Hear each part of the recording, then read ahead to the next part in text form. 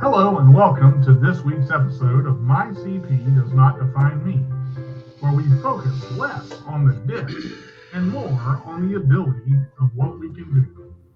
Join us every Wednesday at 2 p.m. Eastern Time, live on the Disability Global Broadcast and Facebook Live. Looking forward to seeing you there. Yes, yes, yes. It is I, D to the J, with the roll away, and we are here on Wednesday, April 6th, for another phenomenal episode 92 of My CP Does Not Define Me. Yes, CP and I are both getting older. So, what will we do today? I want to, before I even start this show, I want to say welcome to everybody on Facebook, on StreamYard, on the Disability Global broadcast. Thank you to Kelly's Choice Cares for allowing this opportunity. And I have a special guest with me. She's been back. She was actually here on episode 45, believe it or not, to one of the most hit episodes I've ever had. I went back and I looked at the views and I looked at the comments, and I'm not going to butcher her name, Miss Maritza Rodriguez. I said it right that time. I want to make sure and get it out of there. She is a psychotherapist, and she has a degree in psychology, and she's just all these different things.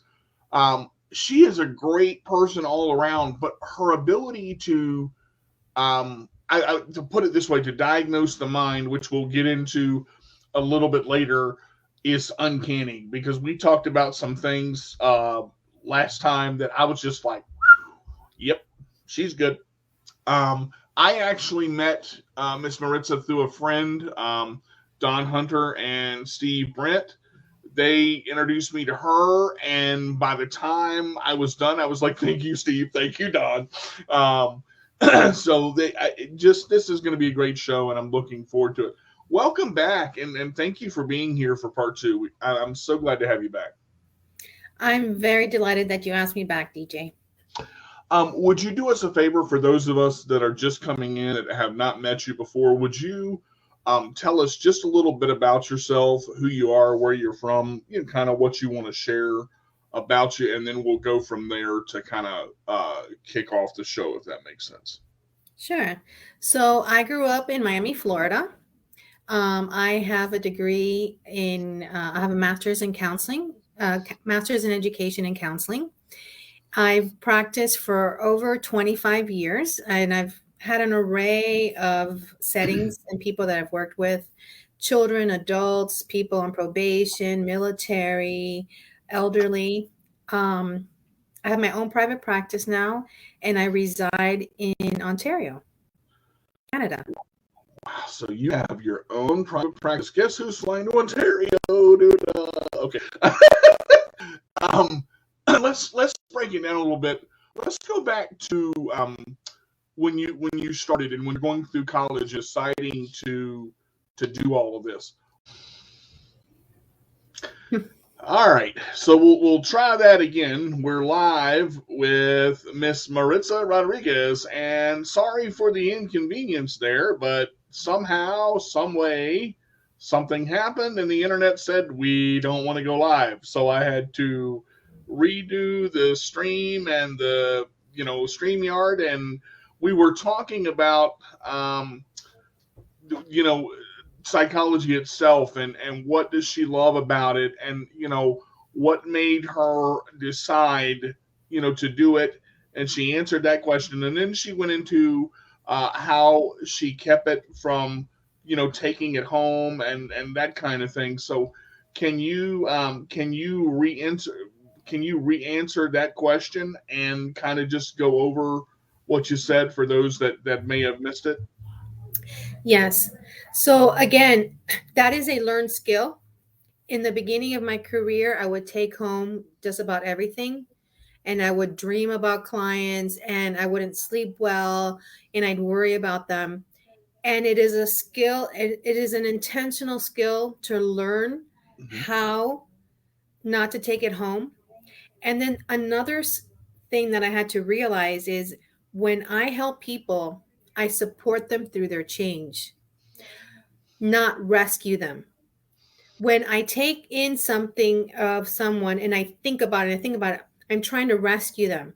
So, in a sense, I disempower them. So, what I do now is I view everybody as whole.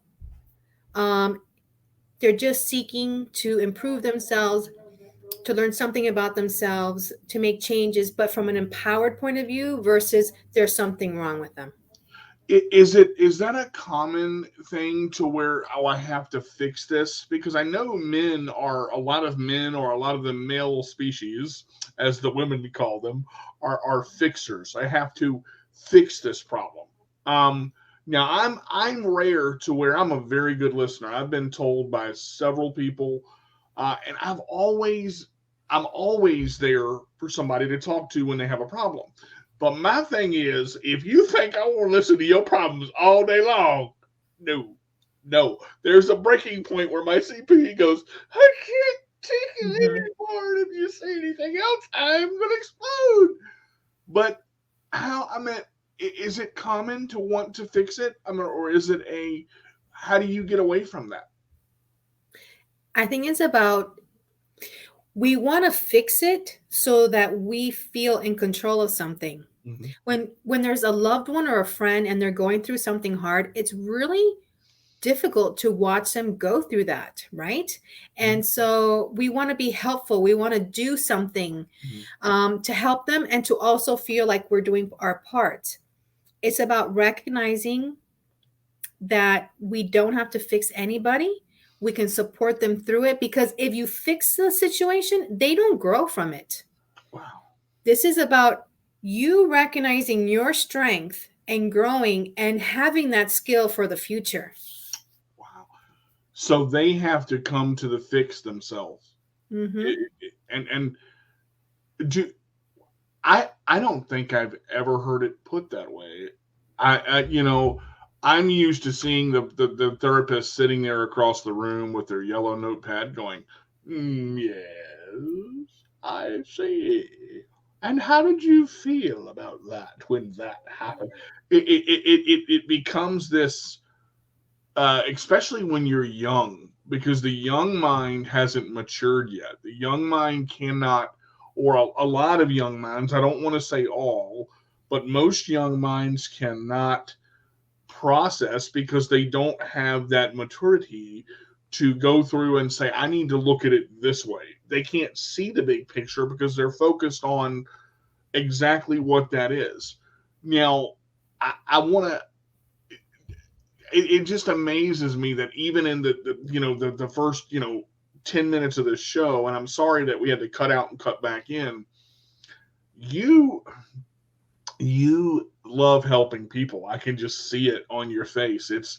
It's one of these things, and you guys gotta excuse me. I'm probably going to get emotional during this show, because I told Maritza, I said, I'm going through something, and already just listening to her speak, I'm like, well, I got to approach that a little differently. It's not that when you don't have somebody to talk to and you hold things in, and you're trying to process and trying to realize and trying to understand. People are different, and they process things in different ways. Most men are told, don't be emotional, don't cry, be tough, be strong, you must not cry. If you cry, you are a bad man. I'm going to lock you in the room with no food, no water. Women are delicate flowers that are the emotional supporters. Let me tell you, there's some tough women and there's some not so strong men, and that's okay. Because I think that the key is, hey, Miss Tiffany, welcome to the show. I think the key is that you have to be who you are. And if you don't come to the psychologist or the therapist or the person that is helping you as you are, and you're not real with yourself and real with them, you're not going to solve the issue, because all you're doing is putting those walls up, bang, bang, bang, bang, bang, bang, bang, bang, and eventually he or she is going to break them down. Because a good, am I saying it right, therapist is going to break those walls down so that you have to deal with the issue, because you can't run from it. Most people spend most of their lives running from an issue. A lot of people spend a lot of their lives running from an issue because they don't want to deal with it or take the easy way out because it's convenient, because it's the thing that they want to do. And I just, this lady here, Tiffany, she was on my show last week, and I'd say that I'm so proud of her because of what she went through and her ability to realize, look, I have to do this. I have to get through this. And I guess that's a realization that you have to come to that you want to solve whatever the issue is. You're exactly right. You have to want to solve it. And I want to say something because you hit it right on the mark, DJ. Our society does not value emotions. People who are emotional are weak, they're too much. But it takes a lot of strength to have your emotions, to process them, and to learn from them, because emotions just simply tell you, hey, there's something off track. I need to look at something. They're not about weakness. They're not about all that. It's about, hey, look at this. The way I like to say it is sadness tells you need a little bit of space to withdraw and process. And anger gives us the energy to do and say things that we normally wouldn't. Whoa. Okay. You know how I said she's really good when she hits something, and I'm going, anger gives us the energy to say and do things we normally wouldn't. Right. So it's not wrong to be angry, but it's wrong to stay in anger because you can't live in that. Right. It's how you use the anger. Anger is just like a little, hey, look at this, right?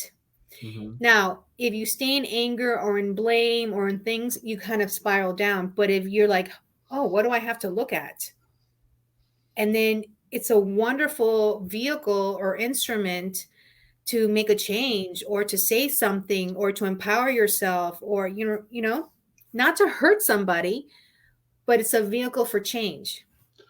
So is it, should you dismiss anger at certain points? I mean, and when I say dismiss it, okay, you're in a conversation with somebody and somebody says something that angers you and you're like, you know,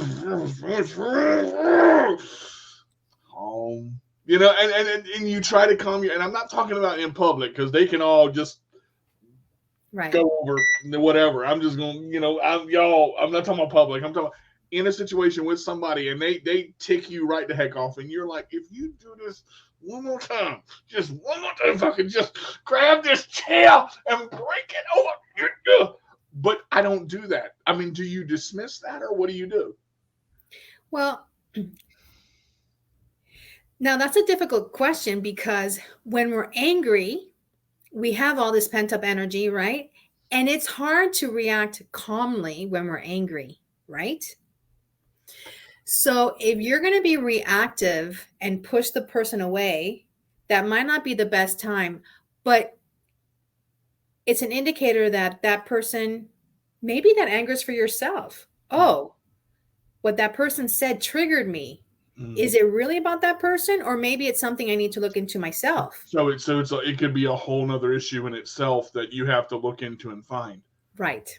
So, all right. So let's go ahead and knock the big question out of the park and spend the next 48 minutes on this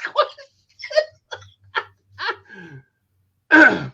So, for a person that's been through adoption, for a person that's been through molestation, for a person that's been through heartache, for a person that has, you know, they have their parents that love them and they've, you know, they're a good person. They're a sweet person and they're honest as they can be. But they take the easy way out because it's convenient for them. Why? Dang it. Why do they take the easy way out? Why do they take the easy way out when, I don't want to say this to sound male chauvinist, a person can clearly see the path that they're taking is the wrong one, but they don't see it. Okay, you brought up a good point. So when somebody goes through something difficult, and we all go through difficult things at one point in our life, right? But you mentioned some really difficult things.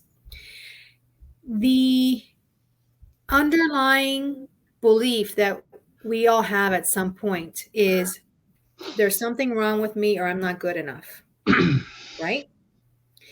If you went through adoption or a heartbreak or you were left or all these other things, right? Mm.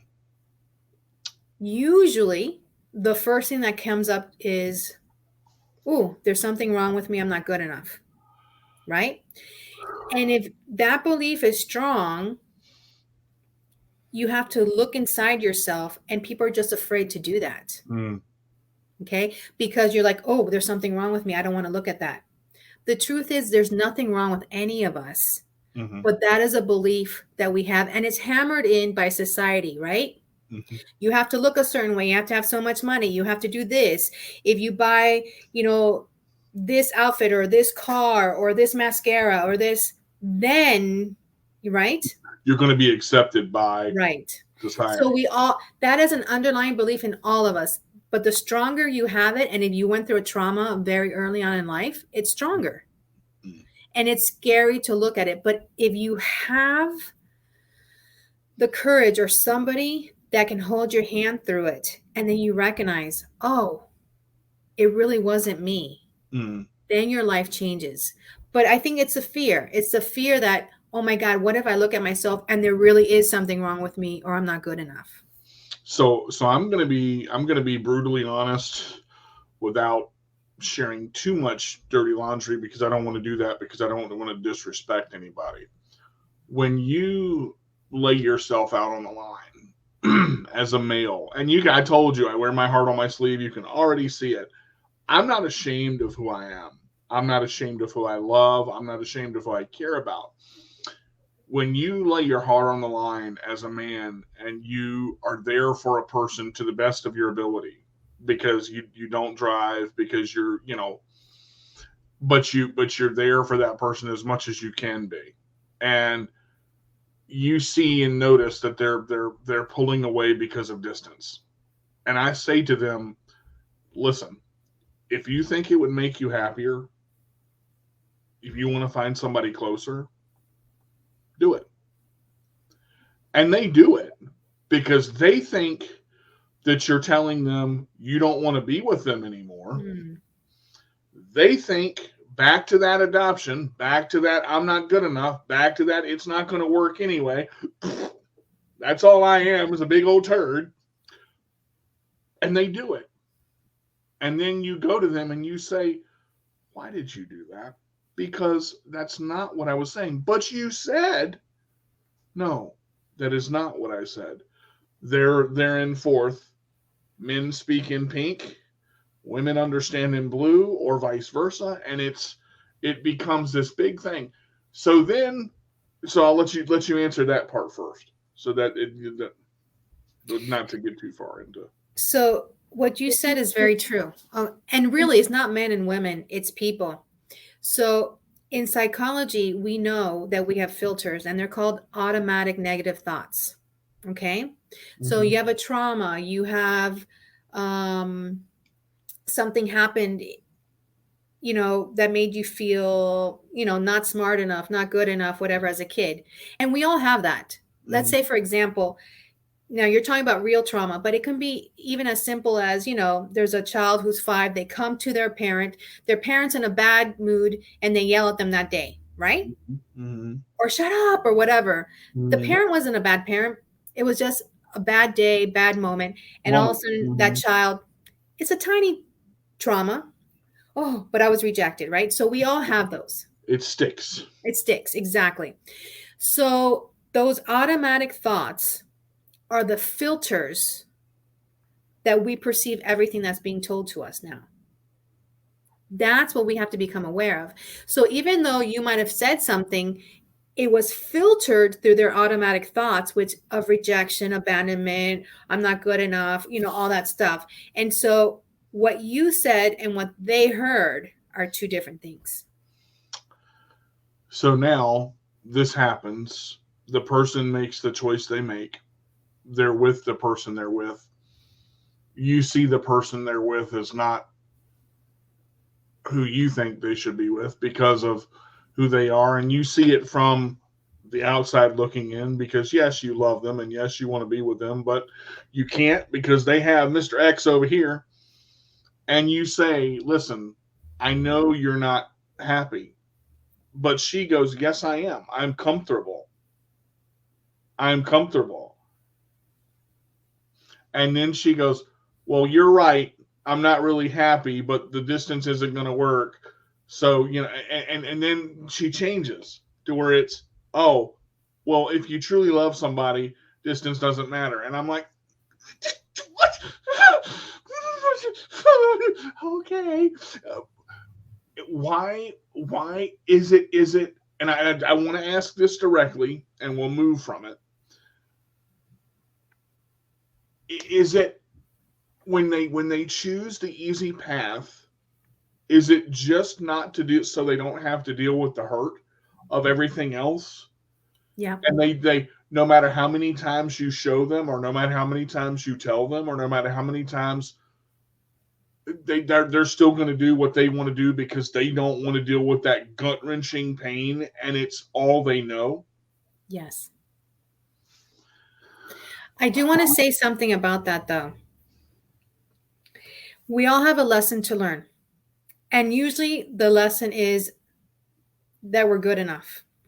That's the main lesson, but it comes in different ways. It can come through alcoholism. It could come through abuse. It could come through, so many different ways, right? And this is how I like to say it. You know how we say, and excuse my language, we say karma's a bitch, right? Mm. And we think it's punishment. I want you to look at it a different way. We all have this lesson to learn, which is, wow, we're wonderful human beings, each and every one of us. Mm. We have things to learn and we can improve, but we're wonderful, inherently wonderful human beings. So when we're young, the lesson comes easy. It's like, life is like, hey, it kind of knocks you. Hey, listen, look at this. And I'm over here. Yeah. Right. So then in our 20s and 30s, life is like, hey, gets you by the shoulders. Hey. And then by the time we're 60 and 70, it feels like a baseball bat to the head. It's not a punishment. It's like, hey, look at this. Mm. We never escape it. And that's why we suffer, because life is just saying, just look at it. It's not that bad. Just look at it. But we're so afraid. We've made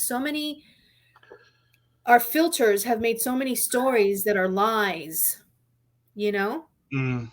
And I really think part of life and therapy and spirituality is just getting rid of those lies, and realizing that everybody's worthy and everybody has value just the way they are. You know how hard it is to cry and keep glasses on at the same time. The thing I keep hearing is, don't deal with this person. Just let her go. Let her go. Let her go. Let her go. She's going to keep doing the same thing over and over and over. I can't do it because I know that I love her, and I know that this is on the air live, and I realize that some people are going to go, ooh. But you know what? I don't want to be that person that says, listen, I love you enough to let you go to be happy. But if you can't see that what I'm trying to do is to show you what real love is, I don't know that you're going to see it. So do I step away? Do I let it go? And then if she comes back, she comes back, because the old saying is, if you're supposed to be together, you're going to be together anyway. But I don't mean it don't hurt like hell in the meantime. I'm just saying that's. So the answer to your question, what you're demonstrating is unconditional love, which is really, really hard. Okay. Unconditional love is not this feeling of, the fairy tale Disney. Unconditional love is acceptance of a person. Okay. So the answer is yes and no to your question. You don't have to let her go, but you have to let her live her life the way she chooses to live her life. And you just have to let her know that you love her, you acknowledge her worth and her value, and if she ever wants a different path, you're here. But you're not you can't rescue her. And that's what I'm trying to do. And that's what most of us try to do with people we love.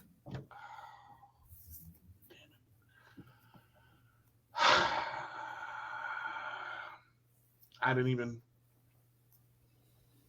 didn't even occur to me that I was. This is why it's important to have a good therapist to talk to right here. Because even in the moments of, we're talking about Maritza and her story, but what she's demonstrating is exactly what she's talking about. And it's hard not to be emotional during this because it's affected by me, but she is able to be, I don't know how, she's unemotionally tied to it so she can see both sides. And I'm trying to do that, but in trying to take her away from the bad, I'm not giving her the chance to fall. If she falls, holy crap, I didn't even see that. Mm-hmm. That my head just went, hello. Woohoo! I don't want to let her fall. Oh, right. Crap. I don't like letting her fall. Oh, crap. But just like, our best examples are children. When they're learning to walk, they fall. Or they go outside and they fall. And, they try something new and they fall. And we don't say stop walking. We're like, we help them. We dry their tears. We do something, they hurt themselves and we like keep walking, right? Mm-hmm. So you're trying to improve upon it. But because they have to still be them and grow into what they're going to be. Right. That's the problem with sheltering children too much.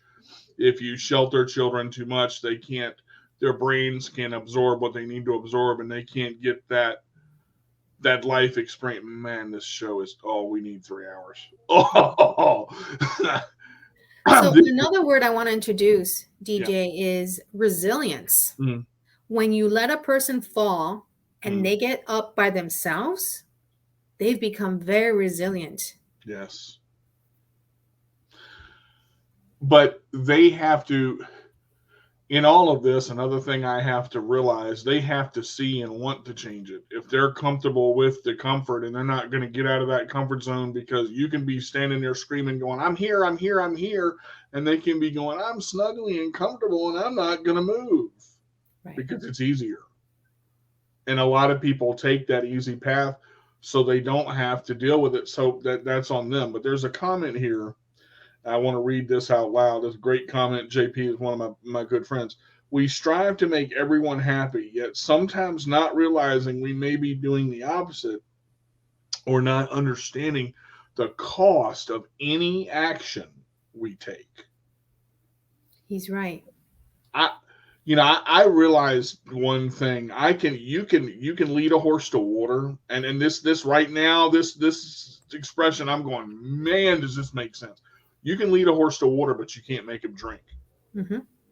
You can tell somebody you love them, but you can't make them love you. You can't do it. I think that a therapist kind of basically cleans you out, kind of guts your insides, and kind of goes, all right, here's all the crap you've been dealing with. It's still here, but you got to stop carrying some of this. And I think that's the big issue. People carry so much stuff.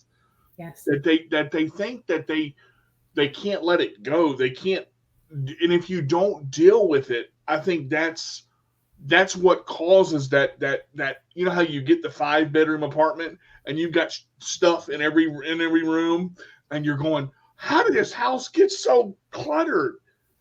It's because you have things you don't need. And I think men and women both have things they don't need. And the guy she's with is not necessarily a bad guy. And I'm just trying to be nice. It's just, I'm looking at it going, really? You got filet mignon and cold sushi? What? Now that's my opinion, okay? And I get my opinion. Everybody has one, and a lot of people think it stinks. But I guess the only choice I have is to wait. I mean, because that's pretty much all I can do. But I don't have to drag myself through the turmoil of beating myself up because she hasn't made or they have made a decision yet, and they do. That's them. I can't do anything else about it. No, and in the meantime, you live your best life. And I'm telling myself this, but my brain is going, yeah, what are you going to do tonight, boy? Like, because you hear that same voice every night. You talk to that same voice every night. And then it's cut. Mm-hmm. And it's like, I can't sleep. I can't eat. I can't think. Because love makes you do funny stuff. But the power of the mind, and this is where I want to kind of dig into the next topic. How is it that a 9.5 pound gland can, and if you can answer this question, you are the best therapist on the market, because I ain't met one yet that can answer it. How can a 9.5 pound gland know a lie is a lie, a person tells you is a lie, then they convince themselves they're right and believe their own lie? Okay. What in the world? How does it turn? And I do have an answer for you. I'm sorry? I do have an answer for you. Oh my Lord. I'm glad this show is, boy, I'm recording this one here. Go ahead. Go ahead. Because the brain's number one function is survival, to keep you alive. And it feels that being comfortable and not dealing with all this stuff is going to keep you alive. It's done its job. Coming to therapy and doing that analytical work is putting another foot into thriving. But the brain's number one function is survival. And if you're in that relationship, but you're safe, we're good. So even if they're beating the crap out of you and you're still staying and saying, oh, he won't do it again, and convincing yourself of that, that's a survival mechanism? That's a survival mechanism. I can't live without them. I can't survive without them. Oh, they need me. God. Why did I not have you on this show 12 times before now? It's funny because is it hard for people in your career in psychotherapy? Is it hard for people to come to you as they are because they are afraid of who they are? I mean, just well, some people will never seek out therapy because of it. What do you mean? Like, well, therapy is about the truth. And if you're not ready to listen to the truth, they're not going to come. And if they come, they're not going to stay. Oh my God. But again, you can't fix them. They have to see it. So what are the tools without fixing it that you can give them to help them see it? Is that a valid question? Yeah, that's a valid. So it's, first of all, it's recognition that we have stories in our head, but those stories are not usually true. They're filled with fear. So it's about stopping, but we like our stories. That's why we in society, we love drama, reality TV, this happened. We love drama, right? So we love our own drama. And you've heard this in AA. It's about, what's your bottom? And most of us have to get to our bottom before we're willing to change. Well, and once you hit rock bottom, there's nowhere else to go but up. Right. And that's you're pretty daggone good. I gotta give you some credit, because I'm popping the balls out there, and you're just, I got it. The problem though is some people's bottom is just like a little pothole, but some people's bottom is like an endless well. Sometimes it feels like, right? And when you sit in that bottom and you don't get off, you become it. I mean, and that's I've said this before, and when I say it, I want to see what your reaction is. Now, she's licensed. Now watch. I don't lie. I didn't say I couldn't, but I don't lie. I hate it. Mm-hmm. I live by 3 rules in my life. I always have. Do what you say you're going to do.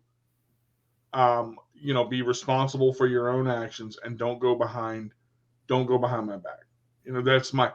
But I don't lie, because my life, it's so hard to keep track of the lies that you tell. When you're a good liar, you can lie a dog out of his bone. And he's like, what just happened? My bone was sitting there, and now all of a sudden it's gone, and I don't know how it disappeared. I think that if you tell the truth to begin with, there's an easier path, because you have a lot less stuff to deal with when you lie about it. If you lie about it, you're going to deal with so much more stuff than just telling the truth. Now, a lot of women will look at me and say, "You lie." No, I don't.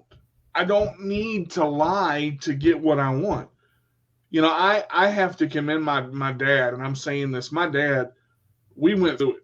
My dad and I went through it. I was the kid. There's nothing wrong with my son. Blah blah blah blah. He was in and out, and out of my life, and I'm gonna show up, come get you, wait by the door, cry, I went through all that stuff. I went through all that trauma and stuff. But now the relationship that we have is, Dad, look, I don't need you to fix nothing. I don't need you to fix nothing, do nothing. Just be there. Can we go get a burger, please? Mm-hmm. Can I fix my hunger? I mean, that's all I need. I think now the conversation of I'm not 12, we had that I'm not 12 conversation. I said, are you going to keep talking to me like I'm 2? Get out. Mm-hmm. And I think you have to do that. We talk about weeding out your garden. That's in here too. Some people are toxic. And if you don't get rid of that toxicity, help me, toxicity, come on, CP. You're going to see CP dribbling down your pants leg eventually, because it's going to be, you're going to start drawing into that. If you have toxicity in your life, you're going to start drawing into it. You cannot not draw into toxicity, because it's there. I mean, right or wrong, I don't, if I'm wrong, I'm just, You're right. But why is it that a woman feels, or even a man, because men do it too, the women do it too. I never knew an abusive woman. But I'm going to tell you what, some of them women with what they got, I'm just, yes, ma'am. Yes, ma'am. I'm just following, just like a little whipped puppy dog. I'm like,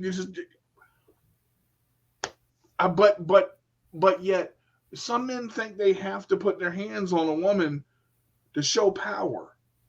You let me see a man put hands on a woman, I'm going to show you what power is. My black belt's going to come off for real, and you're going to see a whooping is what you're going to see. Mm-hmm. I cannot stand abuse on women and children. I can't.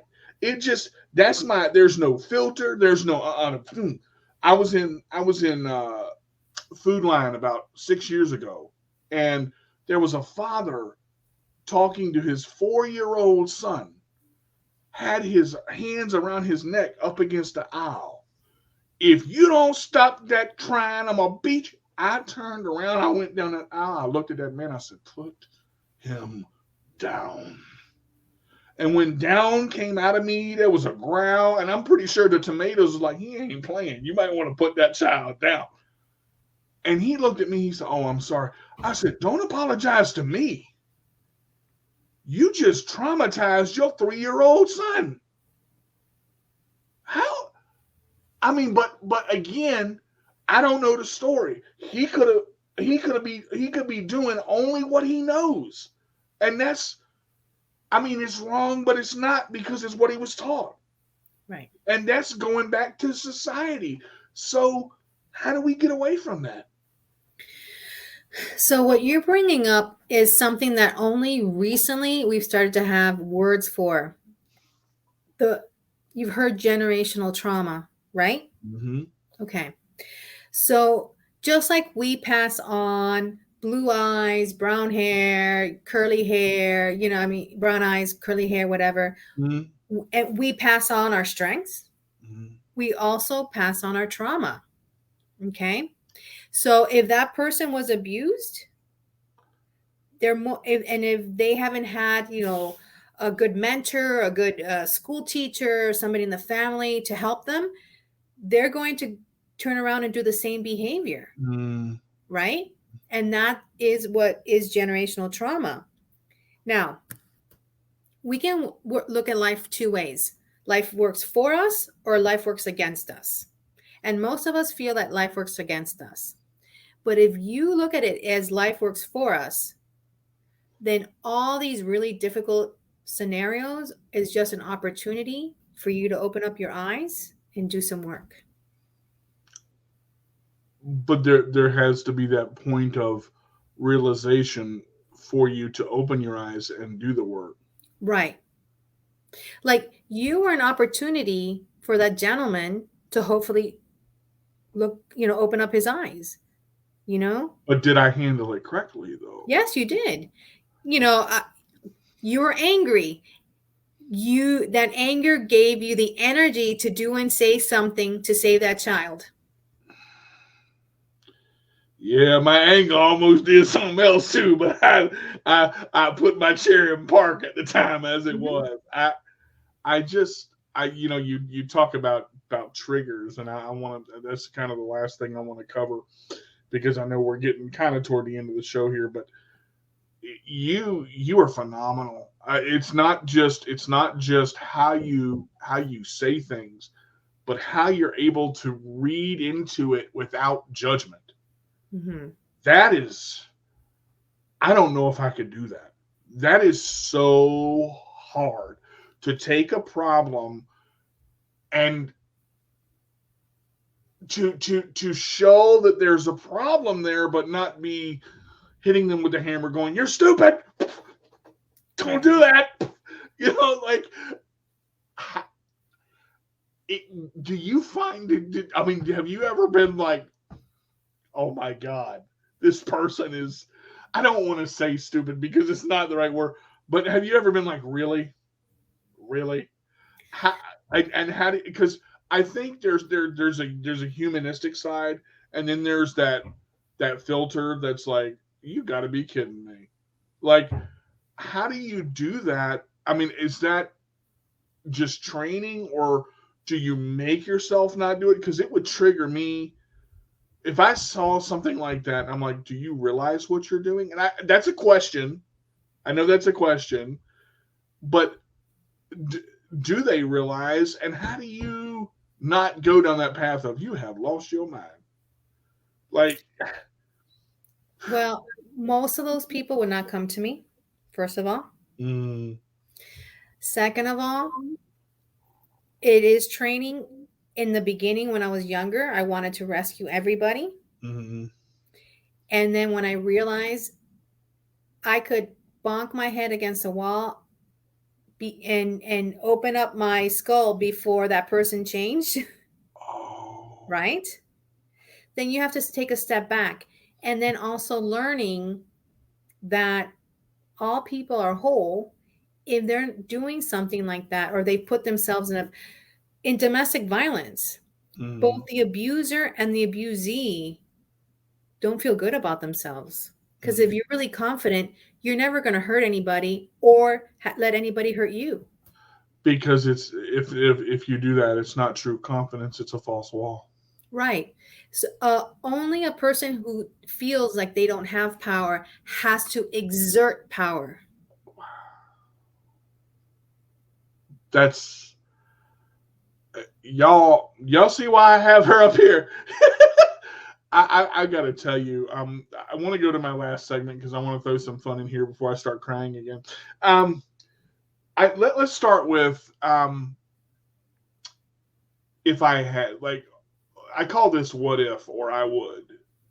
So I'm gonna say a phrase, and I'd like you to finish the sentence for me. Okay. Okay. If I had the ability to go any place in the world, I would go to Tahiti. I've seen those pictures of the water and those huts over the water, and that has intrigued me. Tahiti. You got an extra suitcase. I haven't been there yet, so. No matter what you tell me I can't do, I will. No matter what you tell me I can't do, I will. Oh.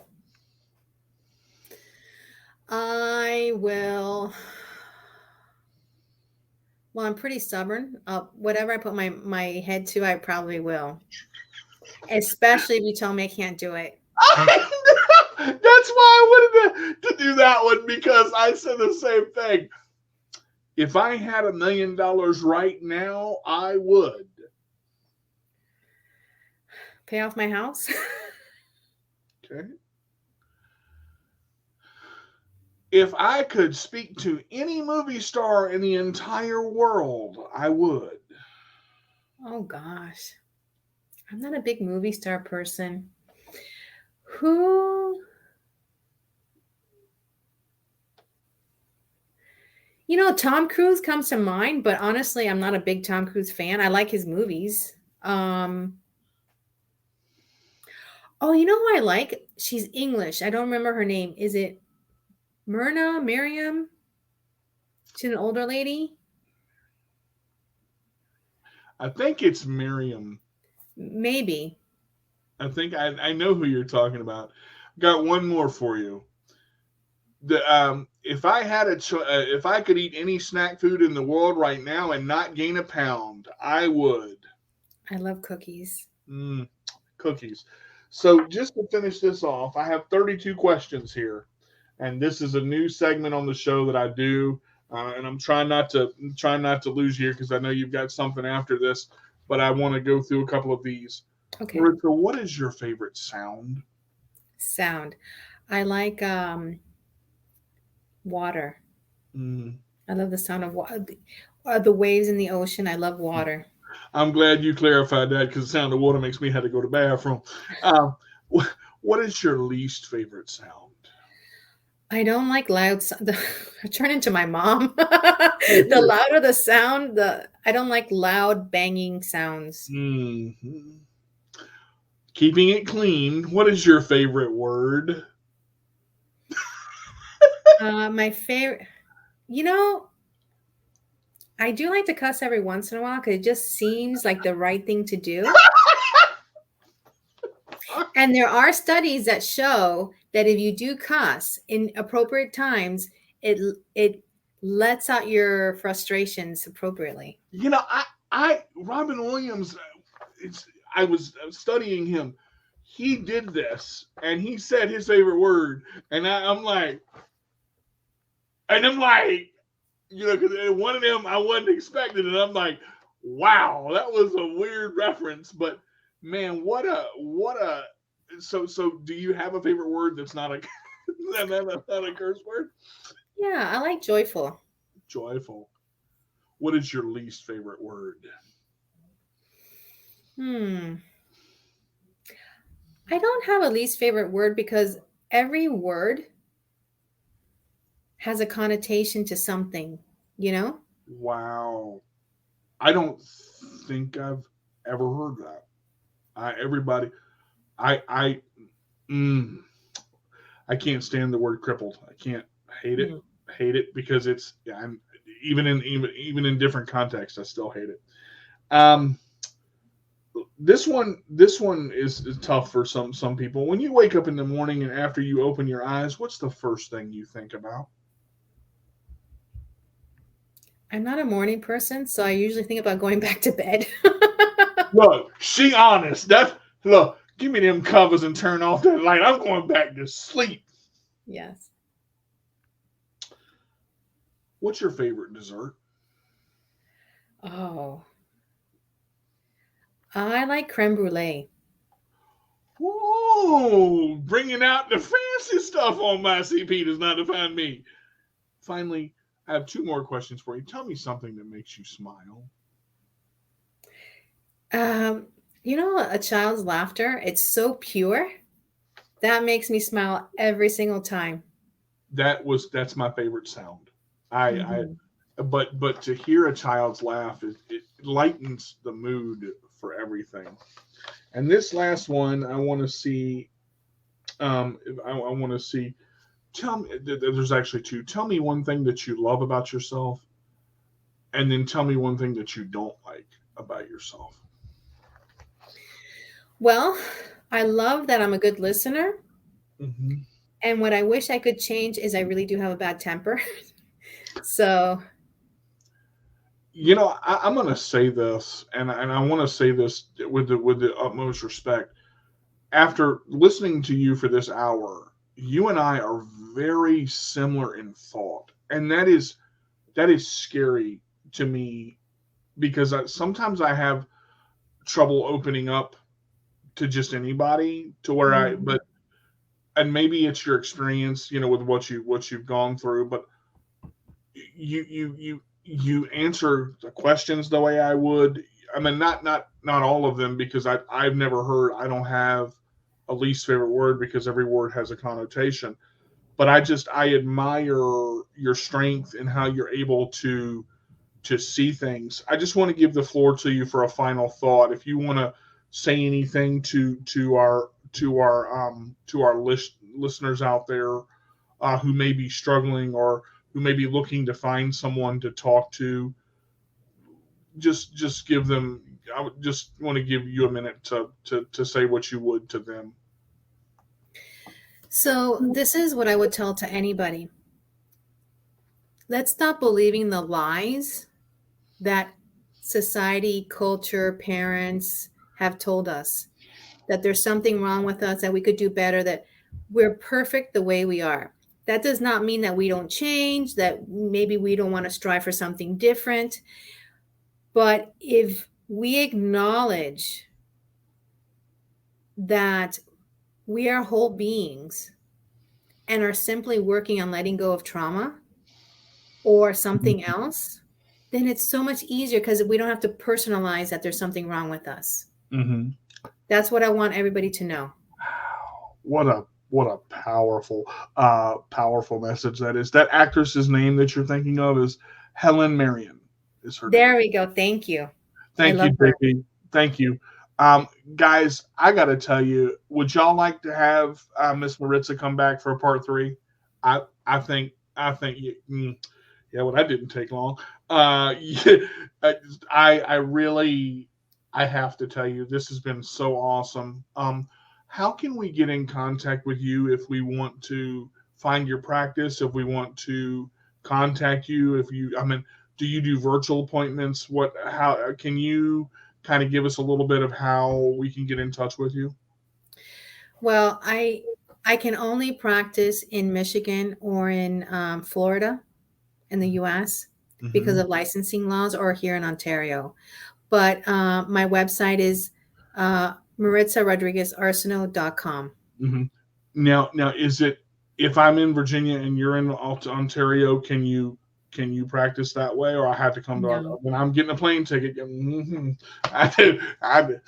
I'm flying. I will flap my arms to get to. It's just most therapists are, and I don't like saying this because I don't want to stereotype it, but they're blah. Like, come in, sit down, time's up, next person. Come in, sit down, time's up. You're different. That's weird. Like, I don't know how to react to that. Like, I feel like this show is more therapeutic for me, and I'm going, was I supposed to do that? Like, I don't know. I would love to have you back again. You are just the way you see things and do things and diagnose things, and maybe I ask the right questions. I don't know. It just my mind feels lighter. Is that the right word? So Yes. thank you for being on the show today. I will stay with me after we go off the air because I want to get you penciled in again before I let you go. I know you have somewhere to be, so we won't take too long. Guys, real fast, I want to go through these. My CP Does Not Define Me on YouTube, Chairmaster Games on YouTube, Cooking with DJ Carter, Worth the Wait Cooking with DJ Carter for my cooking show, Twitter, My CP Does Not Define Me at Minion Sports, Instagram, My CP Does Not Define Me, my blog, CarterDJ885 at Wixsite.com. You guys can reach me on all of that. Got everything through. I will have my music YouTube up in the next 2 weeks. We're getting ready to launch the album. My Chair is coming out. We've sent everything to copyright 11 songs. I'll go over the packages and everything later on. Thank you guys for being part of the show. Sorry for the technical difficulties earlier. Want to thank everybody on the Disability Global Broadcast. Want to thank everybody on Facebook, on StreamYard. Thank you, Winnie Wilson and Kelly's Choice Cares. We love you. We are affiliated with Kelly's Choice Cares. And remember, as I say, every week you can catch us next Wednesday at 2 p.m. Eastern Time for episode 93. Hey, it's going to rhyme with My CP Does Not Define Me. We will see you next week on My CP Does Not Define Me. Take care, everybody. All right, everybody. That's going to do it for this week's episode of My CP Does Not Define Me. As always, you can catch us every Wednesday at 2 p.m. Eastern Time on the Disability Global Broadcast and Facebook Live. If you haven't already checked out our YouTube channel, My CP Does Not Define Me, we post all of the show videos in our My CP playlist. I'm your host, D to the J with the roll away. And if you can't be good, be bad, but be good at it. We'll see you next week.